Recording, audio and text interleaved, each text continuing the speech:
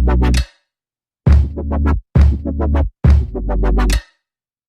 एक दुर्भाग्यजनक परिस्थिति है। हम गोरखा जाति, आप सबको पता है कि हम लोग हमारे जो परिचय का जो एक संकट है, हम इस भारत देश में सदियों से रहते आ रहे हैं और हम लोग आज भी हम इंडियन हैं, इस बात को जताने के लिए एक अलग राज्य की डिमांड कर रहे हैं, सो दैट हमें कहीं जाके ये बताना ना पड़े कि हम किस देश के निवासी हैं, सो दैट कि बाहर के जो लोग हैं वो कभी-कभी हमारी जो आइडेंटिटी है उसको लेके प्रश्न करते रहते हैं। तो ये एक दुर्भाग्यजनक परिस्थिति ये है कि बाहर के लोग नहीं, हमारे अंदर के ही कुछ लोग जो तथाकथित गोरखा जाति के ही खुद को लीडर बताते हैं, खुद को ये बताते हैं कि उन्हें उनकी जो पार्टी है वो भी गोरखा जाति की को एक यहाँ के जो एक परिचय संकट का जो हमारा एक बहुत सालों से चलता आ रहा जो संघर्ष है उसके निवारण के लिए वो लोग भी काम कर रहे हैं। और उसी तरह के एक राजनीतिक दल, यहाँ के एक निर्वाचित जनप्रतिनिधि जो जीटीए के अभी चीफ एग्जीक्यूटिव हैं, उनके तरफ इस तरह की एक लांछना लगाती है। तो विगत में हम लोगों ने देखा था कि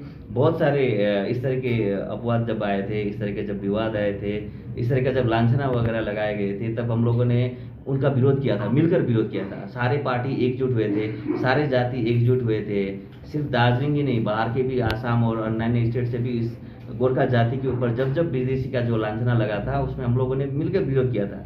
और एक आज का ये जो स्थिति है कि एक राजनीतिक दल जो अपना एक फाउंडेशन डे मना रही है, उन्हें तो अपना विजन रखना चाहिए, अपना मिशन रखना चाहिए। इन एक साल में उन्होंने क्या काम किया, अगले एक साल वो जनता की तरफ क्या मार्गदर्शन करना चाहते हैं, जनता को क्या देना चाहते हैं। बजाय इसके वो अगर ये चाहते हैं कि यहाँ के ही एक निर्वाचित जनप्रतिनिधि को अगर वो इस तरह का लांछना लगाती है, ये बहुत एक दुर्भाग्यजनक परिस्थिति है।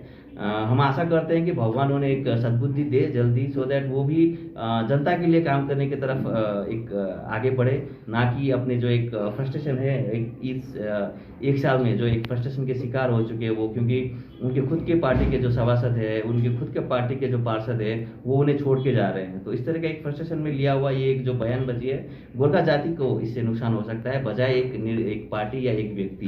तो इसलिए जाति का नुकसान है, तो इस तरफ एक सोच समझ के उन्हें बोलना चाहिए। मैं एक निवेदन करना चाहता हूँ। तो मैंने पहले ही बताया वो अभी इस तरह के ही जो उनके जो खुद के पार्टी के जो कार्यकर्ता है वो उन्हें छोड़ के जा रहे हैं। तो एक फ्रस्ट्रेशन में लिया हुआ एक कदम है उनका। आज का भी जो बयानबाजी था और 3 दिन पहले का बयानबाजी भी वही है कि एक कमजोर व्यक्ति होता है ना, अपनी जो गलती को वो एनालिसिस नहीं करता है और दूसरे के ऊपर लांछना लगाने की कोशिश करती है। एक्सक्यूज, हर बात के लिए उनके पास एक एक्सक्यूज होती है। तो इस तरीके से ना वो खुद आगे बढ़ सकते हैं, ना जाति को वो आगे बढ़ा सकते हैं। तो मैं उन्हें यही बात कहना चाहता हूँ कि सिर्फ वो 5 नहीं, और भी बहुत सारे पार्षद हैं जो हमारे साथ जुड़ना चाह रहे हैं, और भी बहुत सारे सभासद हैं जो हमारे साथ टच में हैं। हम चाहते हैं कि वो आत्ममंथन करें, देखें उनके पार्टी में गलती कहाँ पे हो रही है, खुद को सुधारें, खुद को इम्प्रूव करें, जनता के हित में काम में लगाएं और जनता की तरफ वो क्या काम कर सकते हैं उस तरफ दिमाग लगाएं, बजाय इसके कि वो किसी एक निर्दिष्ट पार्टी को और हमारे जो अध्यक्ष हैं और निर्वाचित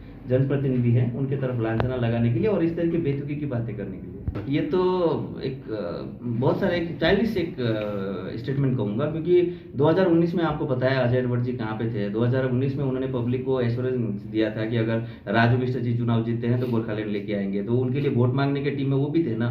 तो आज तो लगभग 3 साल गुजर चुका है, 4 साल के हम लोग करीब में पड़ाव में आ चुके हैं। तो अभी तक उन्होंने एक प्रश्न वहाँ पे नहीं किया है। तो अब अगला क्या है, गोरखालैंड के लिए फिर से हम नया एमपी भेजेंगे। इस तरह की स्ट्रेटेजी जब जब देखते हैं कि इलेक्शन आ रहा है तब तक एक वोट का एक बार्गेनिंग करना है, पब्लिक को फिर वोट कहाँ पे देना है, इसके लिए किसी राष्ट्रीय राजनीतिक दल के साथ एक साठगांठ करनी है, उनसे एक पैसे के एक लेन देन करनी है। तो इस तरह का ही एक मूवमेंट हो सकता है, उससे ज़्यादा हम लोग इसे वैल्यू देना नहीं चाहते, क्योंकि गोरखालैंड की तरफ उनका जो पार्टी का जो लाइन ऑफ कम्युनिकेशन है, अगर आप आज के ही जो वक्ता थे उनके अगर आप स्टेट्समेंट देखें तो कॉन्ट्राडिक्टरी है। अजय एडवर्ड खुद ने कुछ दिन पहले ही कहा था कि अगर गोरखालैंड होगा तो यहाँ पे बाकी जातियों का क्या होगा। ये स्टेटमेंट उनका खुद का है। उनका जो पार्टी का जो कॉन्स्टिट्यूशन है वहाँ भी देखें तो वहाँ पे गोरखालैंड नहीं है, सिर्फ एक सेपरेट स्टेट के हिसाब से उन्होंने मेंशन किया है। तो गोरखा जाति की आइडेंटिटी के लिए वो काम कर रहे हैं ऐसा तो मैं बिल्कुल भी नहीं मानता। फिर भी उन्हें अगर कुछ करना है तो इस हिसाब से करें कि वो सिर्फ 24 के, जैसे 19 के समय में वोट का एक बिजनेस किया था, 24 के समय में सिर्फ वोट का एक बिजनेस ना हो। बाकी शुभकामनाएं हैं हमारे उनके तरफ।